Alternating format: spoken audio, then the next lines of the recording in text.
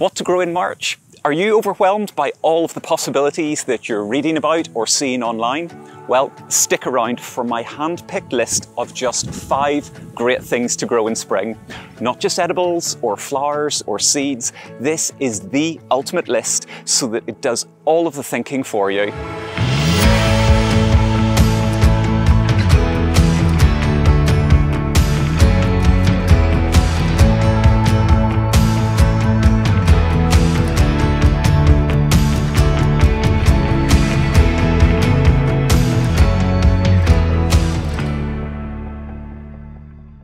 Hey everyone, how's it going? And welcome back.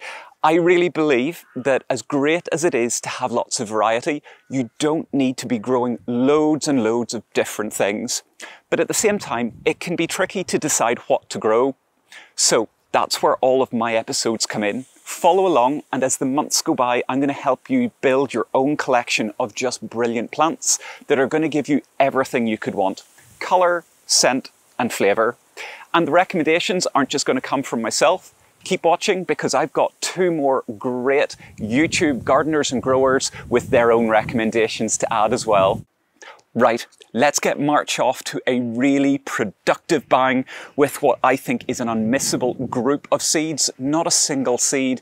And they're something that are not only really easy to grow and affordable, but they're going to save you a lot of money. And it is lettuces, salad leaves and salad mixes. And that's because salads, and particularly lettuce, really prefer cooler, damper climates, which means that spring, particularly if you live in a climate similar to mine, like here in Ireland, is the perfect time to get them going. It's not too hot, but equally the cold of the winter has passed, or at least it should have passed. If you're sitting here with me right now, you would know how cold it is. That means that because it's not getting too hot, the salad leaves aren't going to bolt, which is where they get a little bit too dry or a little bit too hot. And they go, I need to produce flowers and seeds. They shoot up and they're not tasty. Go and have a look either online or in a garden centre and just look at the range of lettuces that you can grow. You can add interesting leaves like beetroot, grow them for the leaves rather than for the actual beetroots themselves. Maybe try rainbow chard. Lamb's lettuce is always a great one. Or you can even pick brassicas like kale, grow them on and eat the baby leaves. What I do is I successionally sow about once a month little small numbers of modules. Here I've got about 20 modules. Get them going with some little salad leaves and keep doing that month after month. That way you can keep harvesting those lovely fresh baby leaves. This is such a high-powered crop. If you buy a packet of lettuce seeds, it's going to last you easily for a year or 2 if you're sparing with how you sow them. And they are just such a winning crop, especially when you compare how expensive salads are to buy in the supermarket. The fact that they come wrapped in plastic and the food miles, absolute winner. I have a garden, but I know that loads of you grow on allotments instead. So I've got a super allotment here with his super suggestion of something to get growing right now in March. It's JB from his channel, Naturally JB. The humble potato. Everyone knows and loves to eat potatoes, and I think they are just one of the best value crops that you can start to think about planting towards the middle or the end of March. I think the potato, it gives you so much and it just asks for so little in return. One of my absolute favorite things about potatoes is that when it comes to growing them, you can get quite complicated. You can look at things like chitting. You might have some etiolated growth that started on your potatoes if they're stored slightly too warm and they started to wake up. That's not an issue. Just knock them off if you don't want to worry about chitting or getting complicated. And all you have to do is stick them in the ground. There's lots of different methods. You can go no dig with potatoes. You can get fancy, but if you stick them in the ground, you give them about 30 centimeters between each potato and a good 60 centimeters or maybe a little bit more for main crop between each row, then you're gonna almost always have a really good harvest. Potatoes are gonna want full sun and a fair bit of water throughout their main growing season, but one of the The maybe less expected benefits of potatoes is that if you've got some kind of unbroken ground or some compacted soil like I have here on my new allotment, potatoes are perfect for kind of breaking up that ground. Their roots are really strong, and as they grow the tubers, they will loosen up that soil and potentially make it much nicer for the rest of your growing season, or maybe into the next few years. Now, potatoes are perfect for an allotment or somewhere where you want to take up a lot of space. But if you're slightly more constrained, you can, of course, grow them in containers like these 30-litre buckets that you get. And there's so many different varieties of potatoes. There's lots of common ones, but it is worth taking a look as well at some of the specialist suppliers and some of the more uncommon varieties.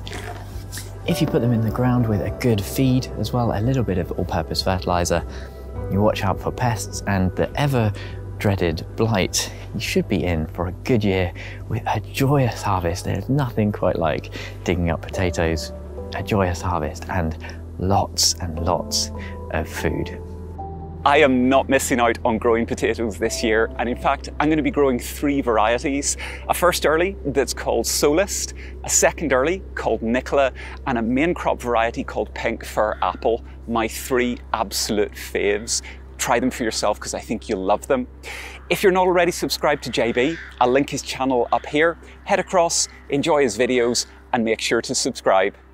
For my next great March recommendation, I've come into my conservatory where I bring on so many of my little baby plants, and that's because the next recommendation is going to be for something that, although you can grow it outside, does really well if you grow it under cover, say in a conservatory, greenhouse, polytunnel, something like that.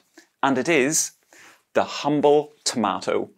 But I'm going to argue that I actually don't think it's that humble, and there are a lot of very good reasons why so many people grow it, and why I think you should grow it if you haven't tried it before. Above everything else, if you're going to grow something that's going to be inedible, you want to know that it's going to taste good. And trust me, there is nothing quite like the taste of a tomato that's been picked fresh, that's ideally still warm from being in a warm greenhouse. And it's the combination of the scent of the tomato plus the actual flavour that just makes it so special. They're really easy to grow. You can certainly have started them earlier than now, but my recommendation is not to start your tomatoes too early. If your climate is similar to here in UK and Ireland, then definitely March is the perfect time. They're going to get started, they're going to start growing, but equally the weather is going to start warming up nicely in time. That means you don't have to struggle too hard to keep them going. Once they do get going, you are going to get seriously abundant harvests. You can grow 2 plants even, and you're going to get so many lovely trusses of tomatoes. Grow loads more, and you're going to have so many tomatoes you need to give them away, or you need to freeze them and turn them into something later in the winter, like passata, tomato sauces, or cooking them into dishes. And then let's talk about sheer selection. You can get black tomatoes, red tomatoes, yellow tomatoes. You can even get white tomatoes. You can get cherry bush type tomatoes. You can get tomatoes that are more like plum tomatoes. You can get big, beefy, large beefsteak tomatoes. You can get green tomatoes. The list goes on. So my recommendation is go and find a few really cool varieties and try them. What I do every year is I grow a couple of my absolute stalwart favourites, which for me are Sun Gold and Rainbow Blend. I love the flavour and they always perform really well for me. And then treat yourself to a couple of other unusual varieties, whether it's something that looks a little bit odd, maybe has a different flavour profile. That way, what you can do is you can slowly build up your own collection and your own knowledge of what's going to work for you, both in terms of how you grow them and what you like to eat. Now, for something really cool. For this month's next recommendation, you and I, we are going across the Irish Sea to Wales. So come on, right now. Come with me. And I'm here at Liz's, and we're going to talk about my next recommendation. But you're not going to hear from me, you're going to hear from Liz instead, because if you've watched my videos before, you'll know how often I go on about this little seed and this perfect little plant, Calendula. So instead, here's why Liz thinks it's great and why we think you really need to grow it this month. Calendulas are fantastic plants. So they are commonly known as pot marigolds, and they are super easy to grow. It's kind of almost once you've got a packet of seeds, you're always going to have them in the garden. I'm being attacked by a tree, so sorry about that. But one of the things that I really like about calendula is you just throw seeds down wherever you want them to grow, up they come, and then they are prolific flowerers and produce a huge number of seeds, which means that next year you don't have to sow them because they're going to be around your garden. And if they grow somewhere you don't want them, then you can just pick them up and move them. But they add this like really vibrant, bright orange, bright yellow, and those ones there have got more muted shades, whereas these ones that I've got are really bright orange. So you can get them in a range of colours, which I love, but you can also get single and double forms. Now I use calendula not only for attracting pollinators into the garden, and I use them in the kitchen in a couple of ways. I dry the petals and I use them as a substitute for saffron, so they can be added into your rice dishes, and they give it a really gentle flavour and a very subtle colour. But it's super cheap in comparison to saffron. Yeah, and that's really cool. I've never tried that. Sorry, I cut over you. Yeah, that's okay. And then you can add them to vinegars to make, so if you add them to white vinegar, it will colour the vinegar and give it a slight flavour. And then you can use them in all sorts of balms and lotions and potions, which I don't do, but I'm going to learn how to. I've never tried that. That is so cool. I'm going to try using some of these as a saffron substitute. So, what do you think? Have we convinced you yet? If both of us say that you need to sow these, trust me, you really do. Now, time for me to go back home. See ya. And I'm back. I've already got my calendula seeds started, so make sure that you do the same. You won't be disappointed. And while you're at it, make sure that you head across and check out Liz's channel up here, and make sure that you subscribe if you haven't already. But let's talk about the very last recommendation I have for you this month, and it's a bulb. Just like spring bulbs are really easy to grow and really reliable, so are summer flowering bulbs, and in particular, lily bulbs. Before we go any further though, I just want to warn you that lilies are poisonous, both to animals and humans. So just bear that in mind when you're making your growing choices. They may not be for you, but I really think they should be for you. There's something great about growing bulbs as well as seeds and as well as buying plants. And for me, it's because they give you a level of certainty that seeds don't really have. With seeds, you have to worry about getting them germinated, bringing them on, making sure they don't get too leggy. They maybe take a long time for the plant to then grow to maturity to flower. Bulbs, on the other hand, you buy them, they're ready to go, you stick them in the ground, and they do exactly what they're meant to do. Even if you buy them and they've already started to shoot like this, don't worry, get them in the soil and they're going to be just brilliant. What I love about lilies are they give that really bright hit of colour. You can get lilies in, I mean, let's face it, almost every colour under the sun, from beautiful pale whites and creams all the way through to bright magentas, dark, almost black colours. I have some almost black lilies, bright oranges, and that means that you can add serious impact into your garden. My absolute preference is to plant these into big containers. That way you can let them grow on, because I don't find them that pretty when the foliage is just growing, and then you can move them to where you want them once they're going to start flowering.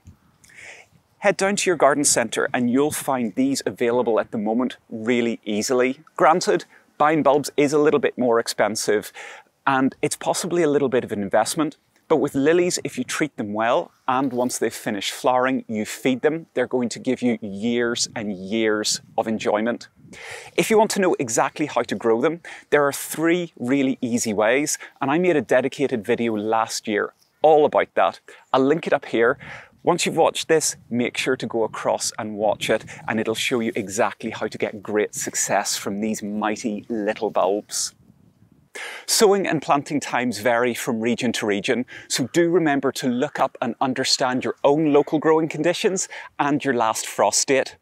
Last month's suggestions here from me in this video are still great if you're growing early this month or if you live in a colder area. And next month's video is perfect if you want to start thinking ahead, get a head start, or if you live in a warmer area than me. And until next time, see you later.